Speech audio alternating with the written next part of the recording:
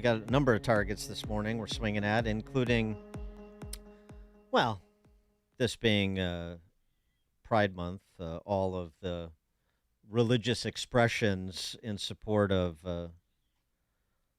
LGBTQ plus orthodoxy, emphasis orthodoxy, the religious nature of it, as we were so demonstrating with the expression of the Sparkle Creed that is being recited from the pulpit, places like the Edina Lutheran Community Church in Minnesota. Well, and on the issue of libraries and books in school, all this business, like you've heard from Governor Jellybelly here about book banning and so on and so forth. Mm-hmm. As we've said before, let's test that a little bit. Who wants to ban books? Who wants to exercise their gatekeeping role? And with respect to what books? Here's a way to test it. Gender, queer, and all of these other soft and not so soft core porn in libraries and in classrooms at primary grades. Go to your local library and say, do you have the Tuttle Twins? How about the Tuttle Twins book series? I'm not asking to remove genderqueer, but you're going to include the Tuttle Twins, wouldn't you? Won't you? See what your school board has to say about that. Does the Tuttle Twins in the library? Does anybody know? And other such titles, there are many, but this is a good example, a concrete example, a specific example. The Tuttle Twins is the work of Connor Boyack, who's the president at the Libertas Institute. And it is instruction on the fundamental principles of a free society for children of all ages. They're now at 5 million copies of the books distributed, and they have an animated cartoon series as well. Right? That certainly would be welcomed by the government schools and their duly installed librarians, wouldn't you think? Well, let's hear about that experience. Connor Boyack joins us now. Connor, thanks for being with us. Appreciate it. Thanks for having me, gentlemen. So, the Tuttle Twins, how are you doing with distribution in libraries, municipal libraries, and K through 12 school systems? Oh, it's pretty much how you characterized it. Lots of bureaucracy, lots of, that's not a good fit for our community. Oh. That's not a good fit for our audience. It reminds me a lot of what Vadi Bakum once said, the preacher who has this great quote. He says, can we as parents really send our children to Caesar's schools and be surprised when they return home as Romans? Right? Like we're sending our kids to these institutions during their most intellectually formative years. And what's crazy, think of conservatives. They're, for generations, they've just assumed the best of this system. We all went to public school. We'll send our kids there. And yet 87% of high school teachers support Democrats. 85% of elementary school teachers support Democrats.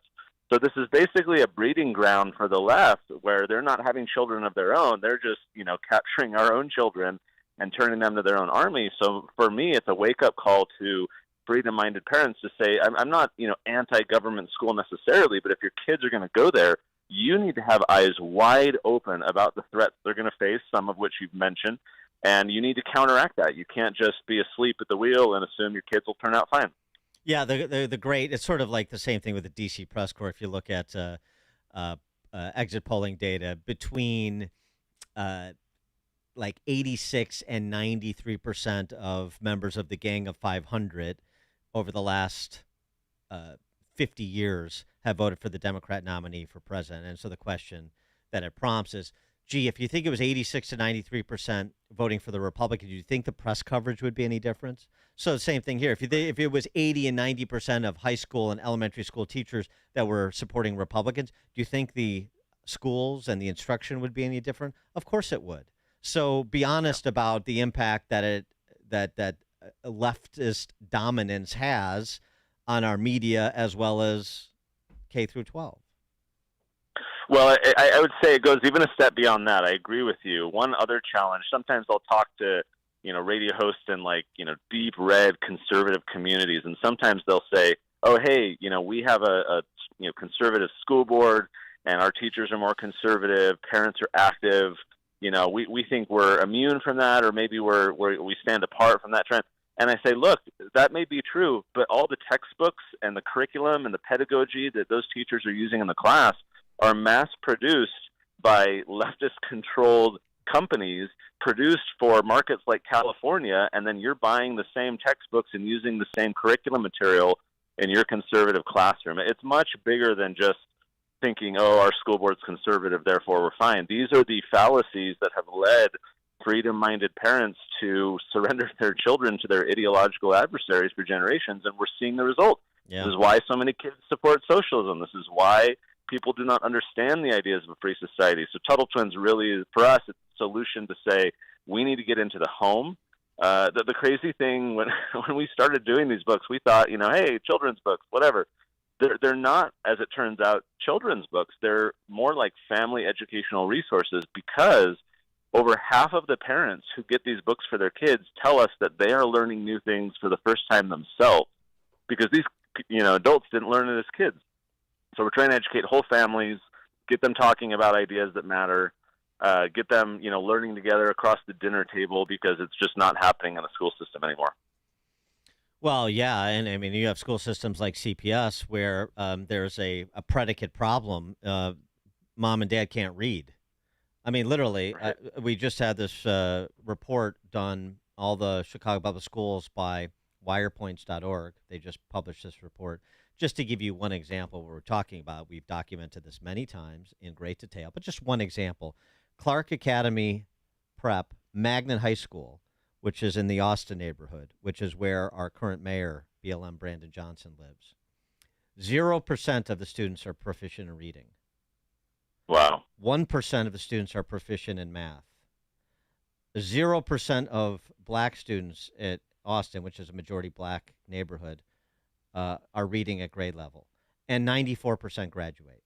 And 84% of the teachers are rated excellent or proficient. So this is what you're dealing with. And so how do you reach whole communities, whole neighborhoods? They're not getting exposure to anything. They're getting babysitting services, perhaps, but they're not coming out of high school with the ability to think critically or comprehend material that's put in front of them. We can't say we weren't warned. Just a few weeks ago, we celebrated, or perhaps mourned, the 40th anniversary of the National Commission on Excellence in Education. This is 1983. Reagan's administration put out this report titled A Nation at Risk. They called it an open letter to the American people. And after 18 months of going across the country, talking to teachers, looking at curriculum, talking to students, and trying to assess how are our schools doing, how are we educating the rising generation, in this report they said that America's foundations were being threatened by a rising tide of mediocrity that threatened to overwhelm those foundations. And more to the point, they said that if a foreign government had attempted to impose upon America the very mediocre educational performance we now have today, again back in 1983, we might have viewed it as an act of war. As it stands, they said, we've allowed this to happen to ourselves. So that's 40 years ago. And when I share this with audiences, I say, raise your hand if you think that things have substantially improved in the last 40 years in the schools. No one, of course, raises their hand. We all know that we've been in this decline. If it was mediocrity 40 years ago, what is it today? Ultimately, it's a question for parents. How long are we going to tolerate this mediocrity? Maybe it means homeschooling, maybe it means private schooling, maybe it means micro schools, maybe it means moving to a better, public school. But ultimately, this is a question for parents to say, like, what are you willing to tolerate? And are you okay with mediocrity? Sadly, I think a lot of parents are. Again, they're asleep at the wheel. They just assume the best and think that, it'll turn out fine. They're seduced by the free babysitting you point out and the luxuries that affords them. Ultimately, parents have to wake up. They have to take action. We need to stop sending our children to Caesar if we don't want them to turn into Romans. What about the Tuttle Twins franchise itself? How's it doing? I mean, do you see any movement up or down in terms of the public's reception of it? Yeah, we're not very successful getting into schools and libraries, though we try. But that's a very kind of minor portion of our outreach. All of our marketing efforts are direct to the family. So we're trying to find the families who, number one, I guess the parents can read, but number two, the parents want their kids to learn these things. And initially we were accused of like, oh, you're preaching to the choir, right? Families that already believe these ideas. And yet what we found early on, and we've validated for the past decade that we've been doing this, is that though we're quote unquote preaching to the choir was not talking to their kids about the doctrine. Right? They weren't teaching their kids these ideas. Parents will take their kids to, say, Bible study or Sunday school. They'll transmit their religious ideas to their kids. But conservatives for generations have been ill-equipped to teach their kids their political, civic, and economic values. They don't talk to them about it. There's this massive disconnect where freedom-minded parents just were not talking to their kids about these things. And so their kids are all turning out to be social justice warriors, and they're, what happened to my kids? It's because you never talk to them. So we've seen a huge uptick in demand. We sell, like 1 million+ books a year. It's just continually growing. As Dan said at the beginning, we have a cartoon now. And a lot of parents, I think, are increasingly recognizing that if they don't do it, then no one else will. And if they don't do it, someone else is going to talk to their kids about quite opposing ideas. And if their kids don't have that foundation of knowledge, and if they don't understand these core truths, their children might be, seduced off in a different direction. Half of our community are homeschoolers, half are, public, private, charter schoolers. And so there's this broad recognition that we're not teaching kids this stuff, how money works, why entrepreneurship is important, the golden rule, personal development, the dangers of socialism, property rights, all of these essential foundational ideas that make a healthy and free society. The school systems aren't really talking about it at all, and many parents who believe these things are still not talking to them about their children. They lack the vocabulary.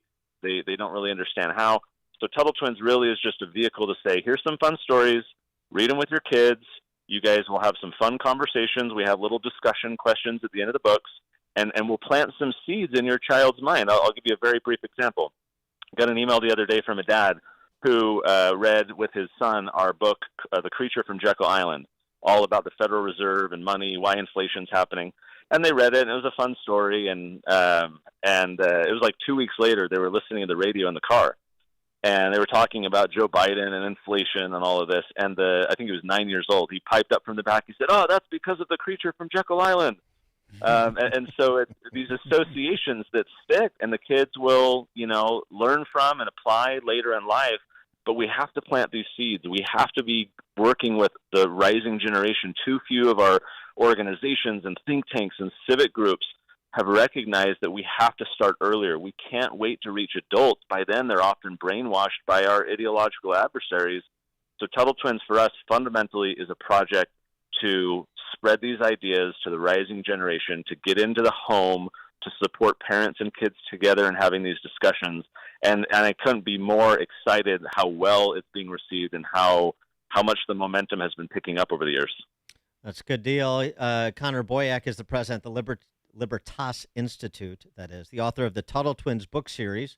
TuttleTwins.com is where people can get information, order the books. Is that right, Connor? That's it. TuttleTwins.com. And I know Connor is marketing towards families, but that doesn't mean you can't bring those books to the school board, to the library, and say, okay, let's expand the offerings. Let's incorporate the Tuttle Twins. What do you think? Show of hands. It could be an illustrative moment for the community if you attempt to do that at the library or at your local government school. Connor Boyack, thanks so much for joining us. Again, TuttleTwins.com is the book series. Appreciate it. Thanks, gentlemen. And he joined us on the Turnkey.pro answer line. Listen to Dan and Amy on your smartphone. Download the AM 560 mobile app today at 560theanswer.com/mobile. If you have a pension, you might not realize your